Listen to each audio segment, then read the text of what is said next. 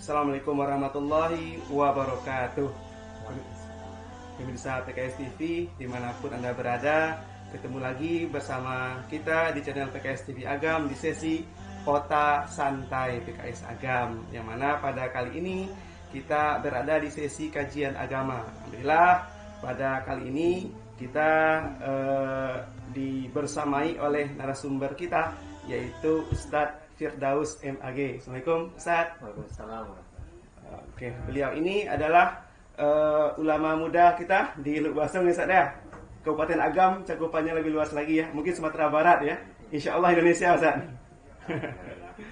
Oke, pemirsa PKS TV, sesuai dengan tema yang telah kita rilis, bahwasanya pada kali ini kita mengambil tema yang sesuai dengan momen kita ya pada saat ini, yaitu Idul Adha. Yang mana momen judul tema kita adalah keutamaan ibadah kurban ya.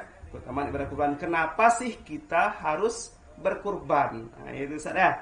Apa sih pentingnya kurban itu bagi kita? Nah, sejauh mana perlunya kita mengupayakan ibadah kurban itu? Nah, mungkin ya kita akan berdiskusi panjang ke depan bersama Ustadz Firdaus, yang mana beliau ini ya juga suksesornya kurban ya Ustadz. Ya pemirsa, beliau ini juga suksesornya kurban ya. Jadi ini di belakang layar kita cerita nanti ya. Ya yang mau beli sapi ya boleh sama beliau gitu. Ustadz. Baik, pemirsa, kita langsung saja tanpa memperpanjang waktu ya, karena waktunya nggak akan selesai kita perpanjang ya. Ya langsung saja kita dengarkan tausiah, kita sesinya santai ya. Kita dengarkan pemaparan Ustadz Firdaus terkait dengan keutamaan ibadah kurban ya, sejauh mana pentingnya kita umat Islam untuk berkurban. Ya, tafadhol pada Ustadz Firdaus. Jadi kira-kira boleh minum dulu ya. Santai ya. Ini Ustadz Firdaus biasa kalau ngisi ceramah itu di depan jamaah ya. Jamaah biasalah di masjid-masjid. Saya pun lihat ini di masjid-masjid besar ada ngisi khutbah. Sekarang ini cuma di depan kamera nih San. Agak grogi juga. Grogi juga San. Orangnya nggak ada, tapi mental kita yang jadi bisa kena mental juga nih San. Oke. Mungkin lanjut Ustaz. Tadi kan baru pengenalan ya. Tadi dijelaskan bahwasanya kurban itu sudah ada sejak zamannya Nabi Ibrahim ya.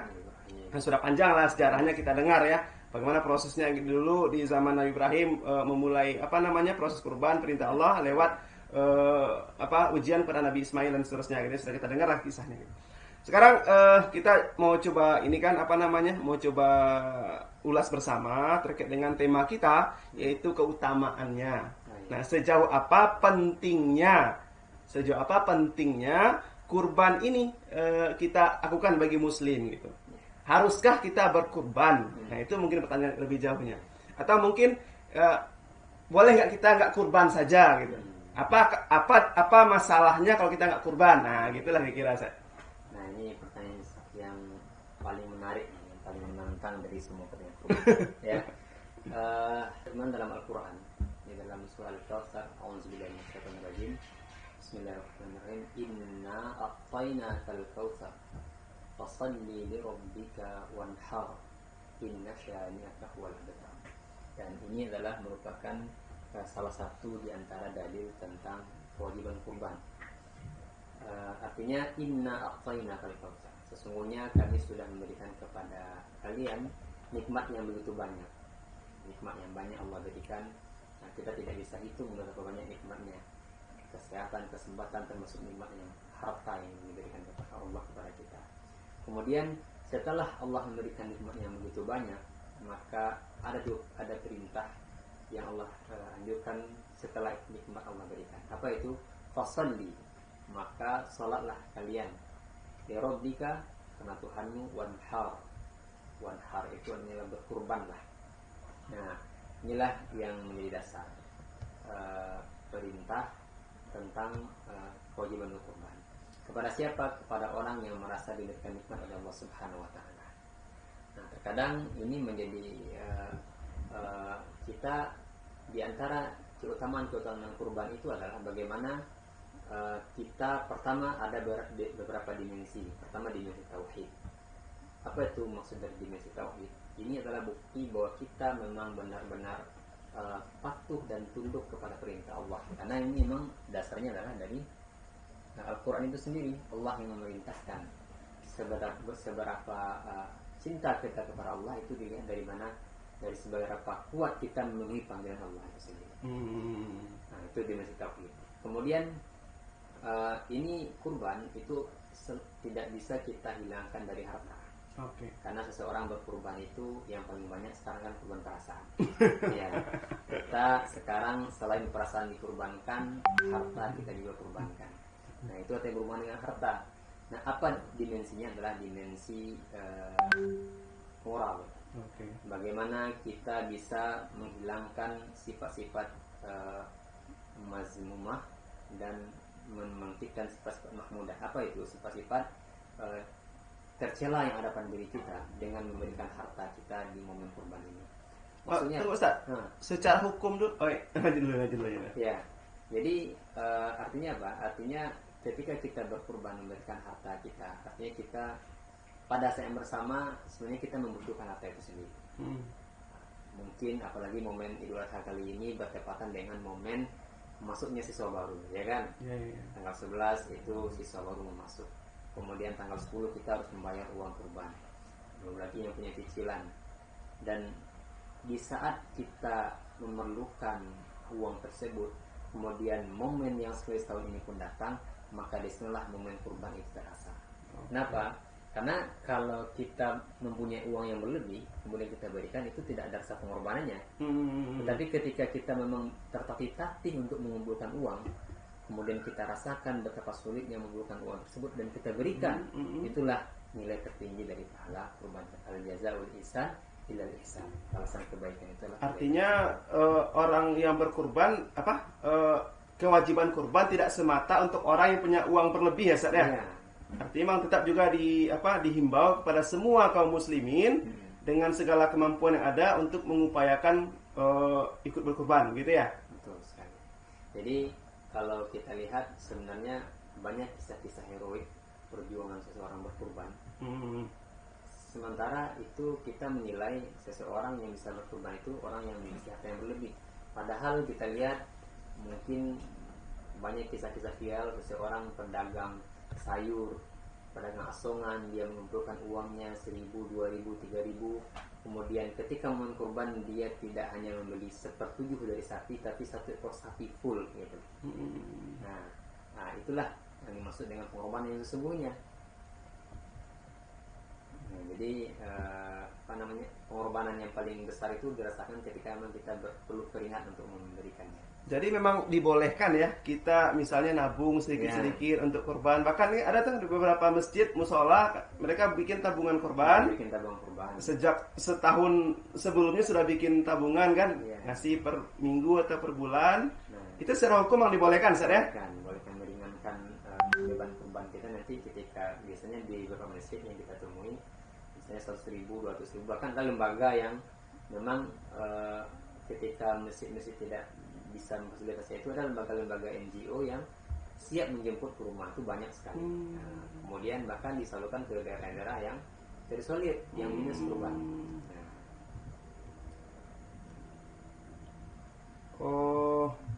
Dalam hal ini pun berarti nggak ada masalah juga penyalurannya ya. Ke manapun nggak ada masalah berarti ya. Manapun nggak ada masalah. Yang penting ada beberapa keutamaan. Keutamaannya adalah di dalam hak daging kurban itu, pertama kita ada 3 hak yang mesti kita tunaikan. Pertama adalah hak pengkurban itu sendiri. Pengkurban berhak mendapatkan daging dari yang dia kurbankan. Nah, ini tidak ada larangan. Maka dia lebih utama juga untuk mendapatkan daging kurban tersebut. Kemudian siapa lagi? Para tetangga, jiran, kemudian orang-orang yang berada di lingkungan kita. Kemudian siapa lagi? Itu para fakir miskin, para duafa yang memang momen mendapatkan daging kurban itu momen yang sangat langka bagi mereka, apalagi hari ini dagingnya sangat mahal. Nah itu. Porsinya berapa, Ustaz? Yang boleh kita gunakan untuk kita sendiri itu berapa porsinya? Kita bisa ambilkan 1/3 dari bagian kita.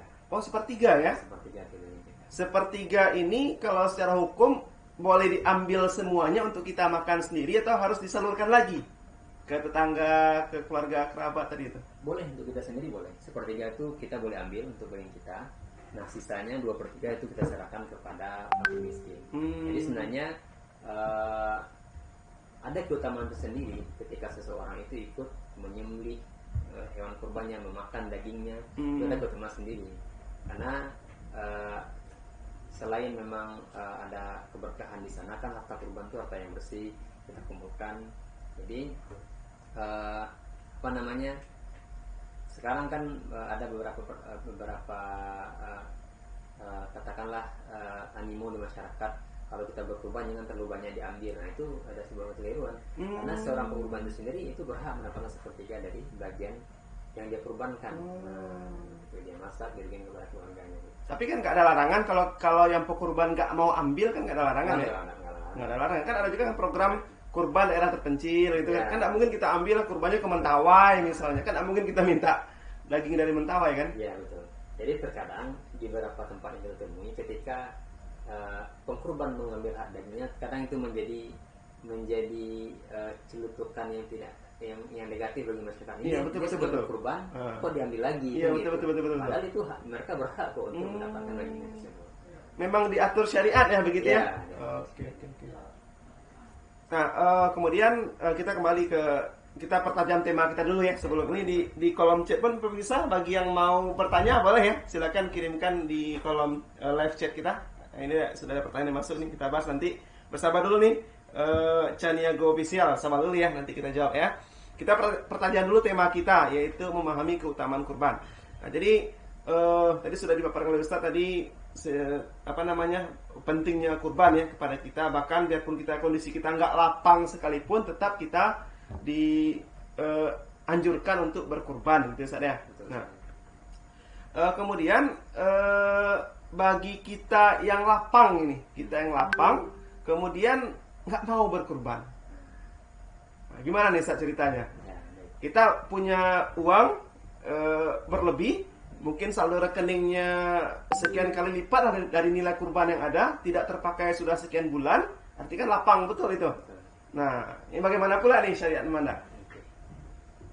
Jadi Rasulullah SAW menjelaskan dalam hadisnya, barang siapa yang sudah sanggup untuk berkurban tapi dia tidak mau menunaikan ibadah kurban itu, fala yaqrabanna musallana. Jangan kamu dekati musalla kami atau tempat-tempat. Masya Allah. Jadi tegas memang hal demikian. Kenapa? Karena di antara bukti kita berjuang dengan harta itu selalu dengan pengorbanan ini, dengan kurban ini. Nah, kurban harta yang paling tinggi itu satunya dengan momen kurban inilah kita memberikan harta. Nah, tadi di awal kita sampaikan bahwa memang kurban itu butuh pengorbanan. Seandainya kita memiliki harta tak sanggup pun 1 ekor sapi, mungkin kita 1/7 atau 1 ekor kambing. Apalagi kalau kita memiliki harta yang banyak, artinya mungkin kita bisa memiliki 1 atau 2 ekor sapi. Rasulullah SAW itu berkurban itu tidak 1 atau 2 ekor domba, tapi beliau berkurban dan beliau menyembelih sendiri onta-onta tersebut itu sebanyak 63 ekor. Beliau sendiri dengan tangan beliau. Kemudian beliau mintakan menantunya. Itu korban Nabi sendiri ya Ustaz ya? Korban Nabi sendiri. Dia mintakan menantunya Sayyidina Ali bin Abi Thalib radhiyallahu anhu untuk memotong sisanya. Jadi ada sekitar 37 ekor, totalnya ada 100 ekor. Nah, ketika kita diberikan harta terus, maka tetap berkurban. Nah, terkadang ada juga di masyarakat kita kurbannya kalau udah cukup 7 kali kurbannya dia nggak kurban lagi ya. Kenapa? Udah cukup 7 kali. Padahal nikmatnya terus diberikan kepada Allah Subhanahu wa taala kepada. Cuma itu kalau ketentuannya mutlak harus sempurnakan 7 atau gimana nih Ustaz? Apalagi tadi bagi yang kondisinya kurang tadi ya. Untuk upayakan 1/7 aja sudah nabung 1 tahun mungkin gitu. Nah, jadi kewajibannya gimana itu? Nah, kuncinya bukan di 1/7-nya tapi di nikmatnya.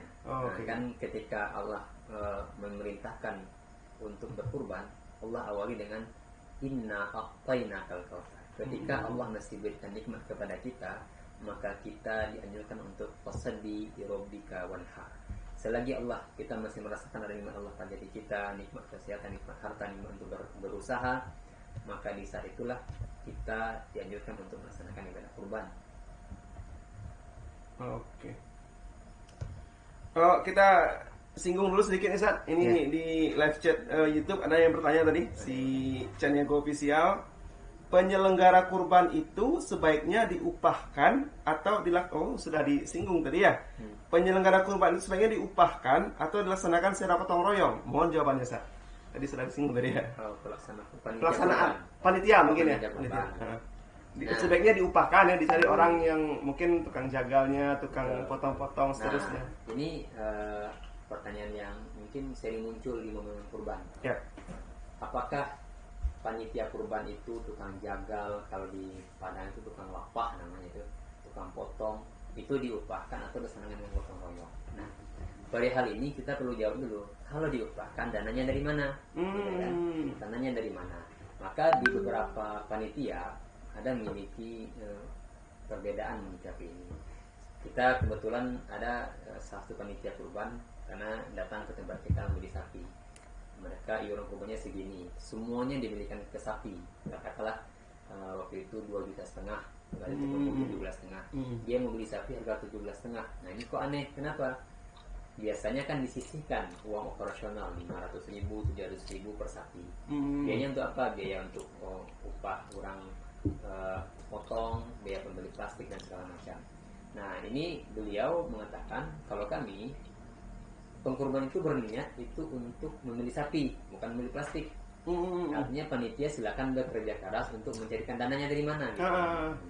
Ada juga pengurus lain atau panitia lain memang membuat terpisah antara upah dan pembelian sapi. Umpamanya sekarang kurbannya 2,5 juta, 100.000 itu dianggarkan untuk membeli operasional. Operasional mulai dari potong, jagal. Ya, kemudian sapi itu kan kadang-kadang malam nyampainya harus ditungguin kan, begadang dan segala macam. Nah itu disisihkan. Nah ada juga solusi lain. Ketika panitia ingin memberikan kurban, katakanlah sekarang 2,5, ini untuk biaya pembelian sapi dan operasional kurban. Nah itu jelas akadnya di sana. Agar jelas. Sebenarnya boleh diupahkan, boleh. Tetapi ketika akadnya itu memang uang itu diserahkan untuk pemilik kurban dan operasional sapi. Nah, yang jelas yang tidak boleh itu adalah upahnya diambil dari daging sapinya. Itu yang tidak boleh. Kan mentang-mentang ini tukang potong, kemudian biasanya kan di daerah kita tukang potong itu kepalanya bagian dia tuh. Iya. Kepalanya, kepala, kulit, kemudian kaki. ada juga tukang lapah atau tukang membagi-bagi daging itu. Yang lain biasanya dapat 1 kantong, dia dapat 5 kantong atau 3 kantong. Kenapa? Karena dia sudah bekerja. Nah itu tidak boleh, karena bagiannya memang harus sama rata. Maka sebenarnya memang diambilkan uang atau diberikan jasanya, sehingga apa? Ini menuntut keadilan mereka dalam bagi. Karena kalau tidak kita anggarkan uang untuk panitia yang bekerja lebih daripada yang lain, maka biasanya sering kecenderungan tidak adil dalam bagi daging. Nah itu. Allah alam bisawab. Jadi memang Chaniago Official ya. Jadi kalau pertanyaannya sebaiknya diupahkan atau dikerjakan gotong royong, berarti jawabannya boleh dua-duanya, Sad ya. Diupahkan boleh, digotong royongkan boleh, dengan catatan kalau diupahkan tidak boleh mengambil dari anggaran kurban tadi, Sad ya. Boleh saja, maksudnya kalau diupahkan yang tidak boleh itu daging sebagai pengganti upah. Oh, daging sebagai pengganti upah. Iya, betul. Kalau memang dianggarkan dari biaya kurban itu masuk kesepakatan antara pengkurban dengan panitia, sah-sah saja kan. Tapi masih asalnya dibunyikan ada uang operasional dari iuran 2,5 juta tadi gitu, Sad. Nah, selama ini kan kita masih kabur kan, karena sebagian orang umpamanya panitia dikumpulkan uang 17,5, kemudian ternyata sapi yang dibelikan 16,5, 1 juta untuk operasional. Nah, ketika itu tidak dijelaskan, mungkin sebagian daripada peserta kurban ini tahu harga sapi, sapi ini kok ketek jauhnya. Nah, ini masuk akal nih, Kak. Ini panitia pasti bermain ini. Karena itu bisa memunculkan zon-zon yang tidak baik di antara kita. Nah, solusi salah satunya kalau beli sapi itu ditimbang ya, Zat, ya. Ditimbang. Boleh cek kalau udah paham gitu. Skip, lanjut Zat. Nah, iklannya masuk. Oke.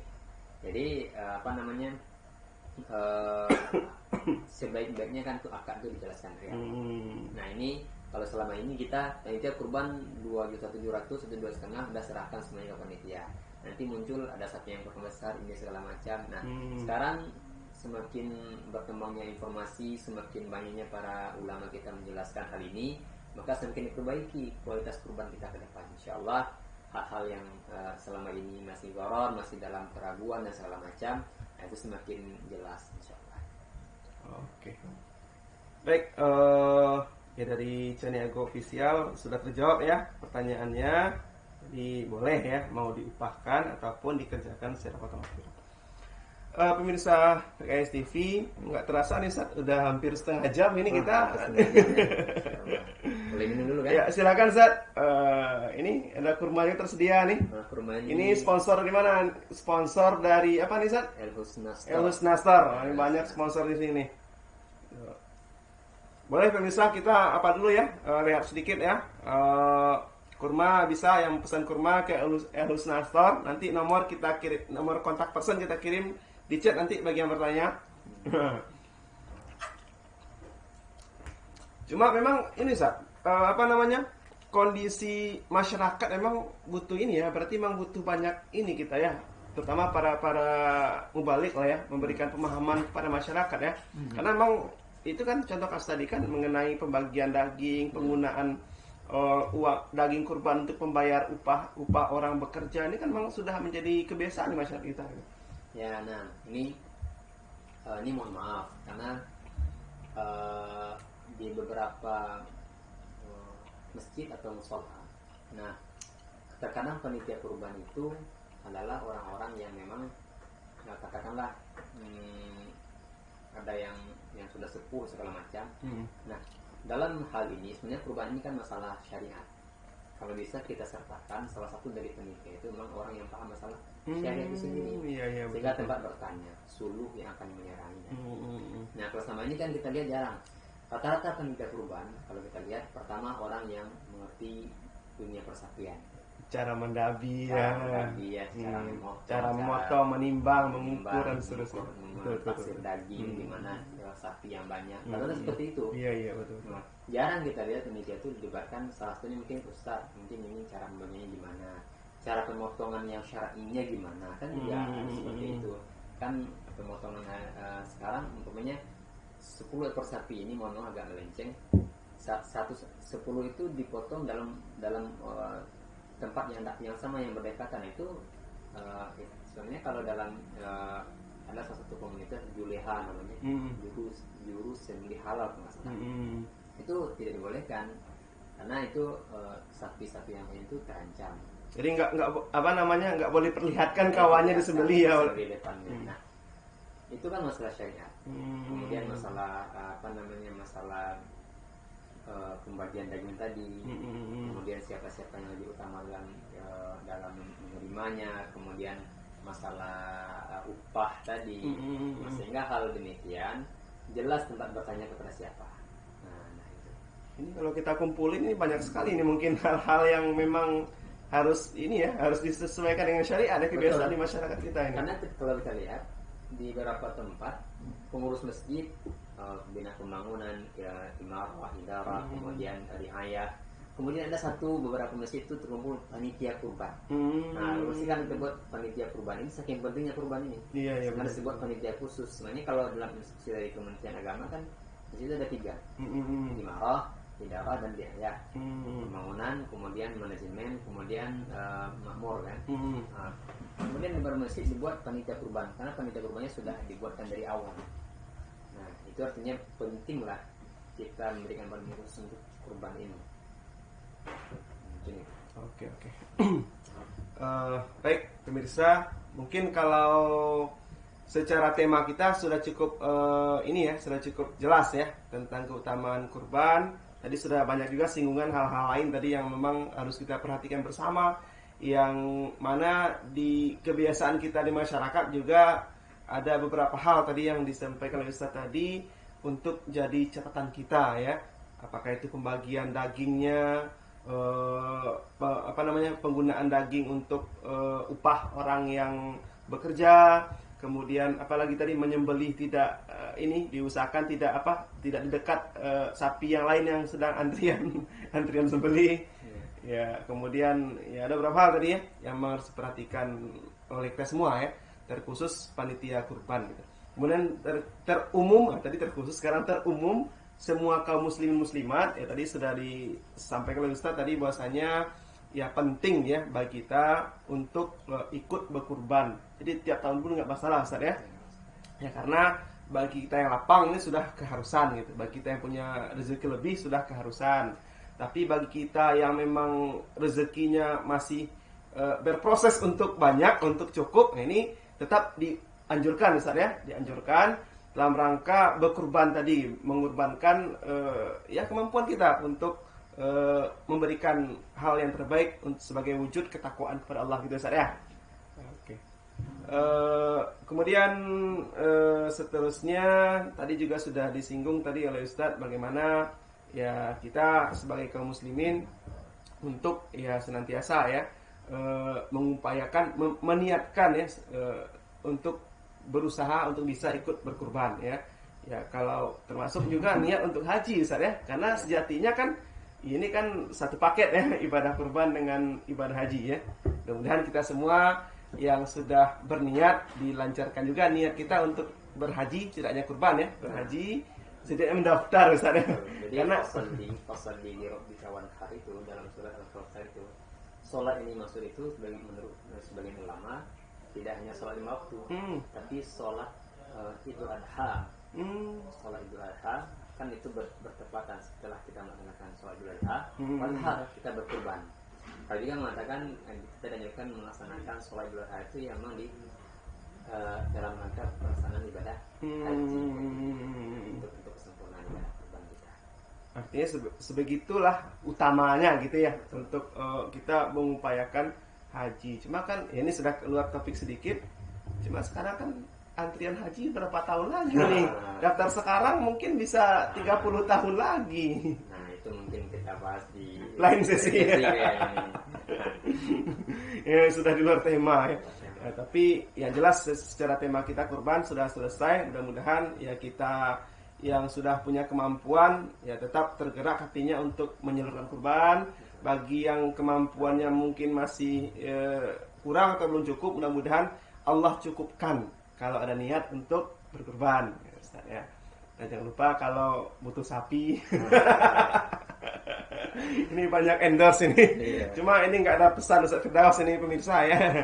Ini pandai-pandai host aja nih.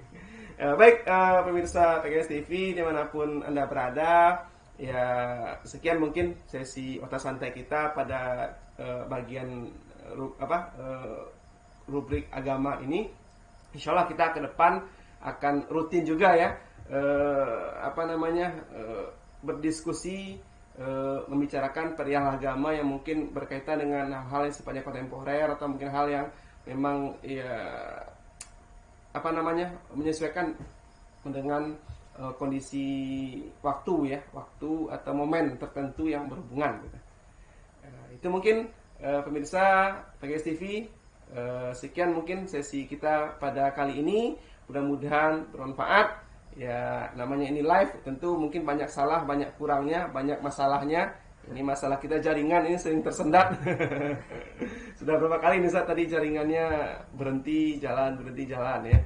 Ya mudah-mudahan ya kita sebagai penyelenggara kegiatan ini pun kita perbaiki terus ya program kita, fasilitas kita menjadi lebih baik ke depan. Sekian mungkin dari kami juga Ustaz Firdaus. Ustaz ada lagi Ustaz yang mau disampaikan? Closingnya mungkin closingnya. Ya silakan closing. Kurban dengan korban itu beda tipis. Kurban dengan korban itu beda tipis. Kurban dengan korban ini bisa jadi quote menarik nih. Apa Ustaz? Apa bedanya? Ketika kita diberikan nikmat Allah Subhanahu wa taala kita tidak berkurban, bisa jadi kita akan dikorbankan dari harta kita. Masya Allah. mungkin kita tidak mengeluarkan 2,5 juta untuk berkurban, biasanya Allah ambil lebih dari 2,5 juta. Mungkin kita tidak mengeluarkan 2,7 juta mungkin untuk berkurban, bisa jadi Allah ambilkan 27 juta dalam bentuk lain ya. Dalam bentuk lain. Mungkin karena di antara hikmah kurban itu adalah bagaimana kita menempatkan harta itu hanya sebatas di tangan kita.